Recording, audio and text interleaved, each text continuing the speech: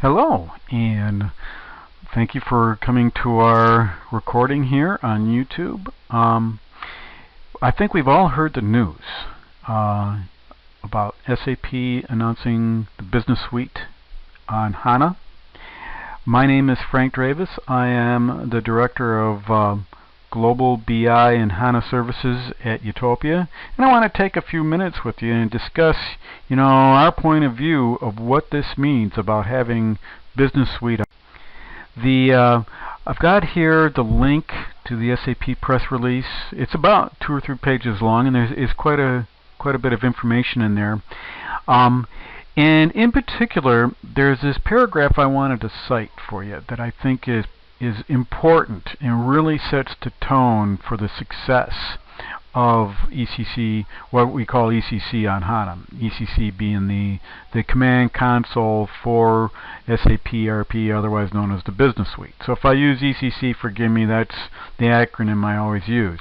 But regardless, the paragraph in the press release says here, and I've extracted it for you, it says, to further accelerate adoption, SAP user feedback from SAP user groups and customers and tuned its pricing model to be similar to how customers currently purchase databases.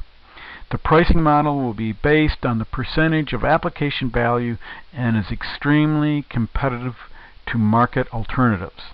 That is an important statement, because if SAP wants to improve, increase, and expand the adoption of in-memory analytics, of in-memory computing, of this vastly accelerated capability, then the price has got to be competitive, right? And so what are you looking at? If ECC is running on DB2 or Oracle or some other database, if you want to move it to a real-time or an in-memory environment, then the cost of that database has got to compete in favorable terms to those other databases. And so what SAP is saying is, it's going to cost, per industry standard, somewhere around 15–20% of the application fee is what it will cost you for the HANA license. That is a compelling proposition. And consider, if you will, that potentially migrating to HANA might be cheaper than renewing your current database license. You'll need to give that some careful consideration. This, of course, is setting aside the hardware costs of the server. There are always server costs involved when you move an enterprise application to the new version, when you update it, when you upgrade it. So you're going to have hardware costs there anyways, and it is true that the HANA hardware is specialized. But understand that there's a lot of very favorable benefits to moving to an in-memory computing environment, not to mention which the reduced operational expenditures and costs from having a very much accelerated transactional environment, being able to collect and enter your data without delays. There's just so many workarounds people build into their systems because they have so many users. It's slowing down the system. The data set side has grown because it's slowing down the system.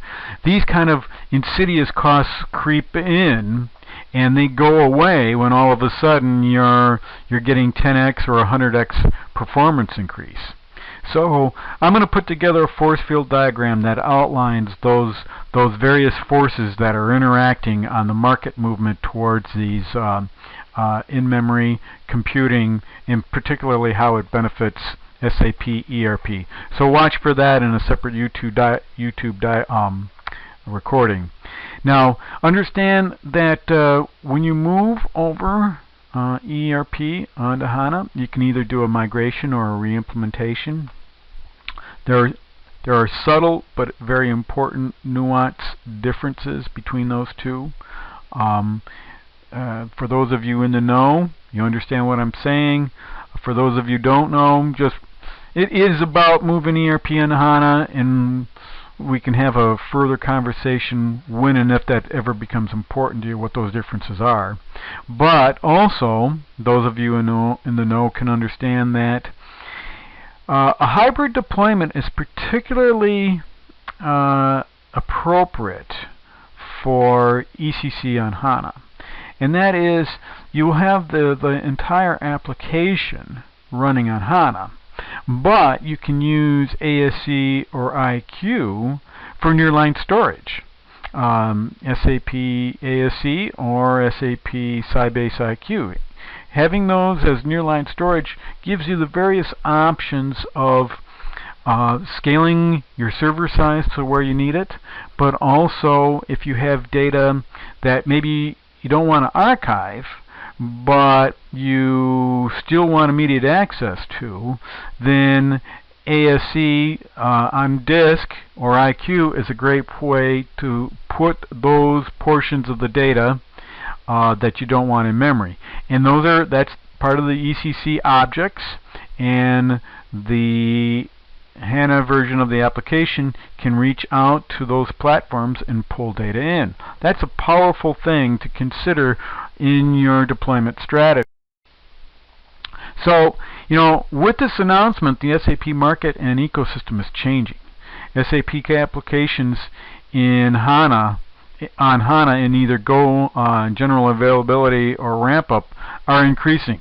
I mean, right now we know Business Warehouse is on HANA, so is Business Suite, so is CRM, so is the transactional version of MDM, so is SAP HANA Analytical Foundation.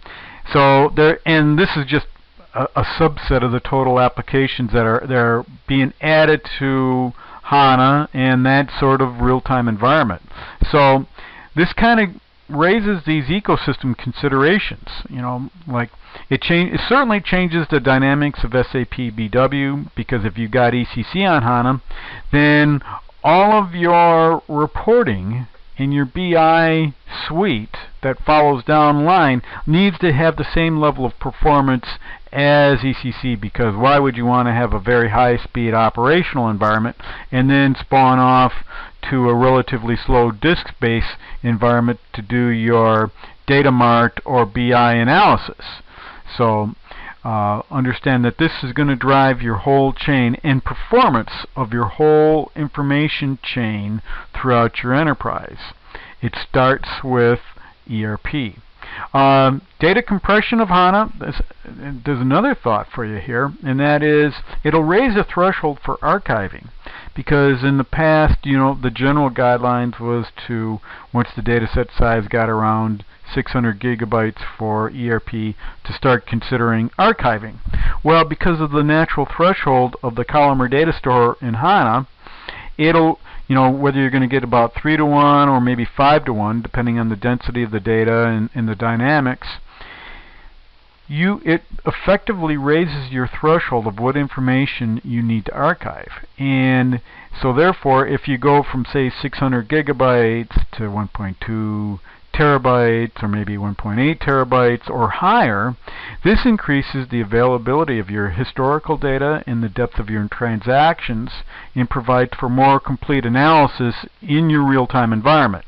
So think about that. That's another consideration here for having ERP on HANA. And then a third one I wanted to mention briefly is that it changes the entire landscape and value of your supporting solutions, because there is a plethora of different applications that have been written around ERP that basically overcome the limits or the sluggishness that may have been impacted on ERP because of increased number of users, increased data set size, latency in the server domains.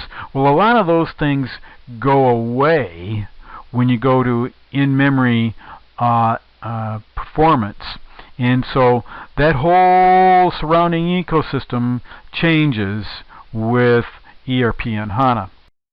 And so when you think about migrating ERP to HANA, there's basically two parts to the equation at the very high level that you'll need to consider. First one, part A, is SAP ERP expertise. You're going to need some skills there to get that accomplished. Data management, planning, and strategy. Certainly data integration capabilities, mapping of your data sources. making sure, because even if you think you're going to do a simple migration, there's going to be other data that you're going to want to think about, maybe we want to move this additional information into ERP because now it's going to be in memory. So that being in memory opens the door wide for new solutions and breaking down old walls of your thinking of how you've managed your business.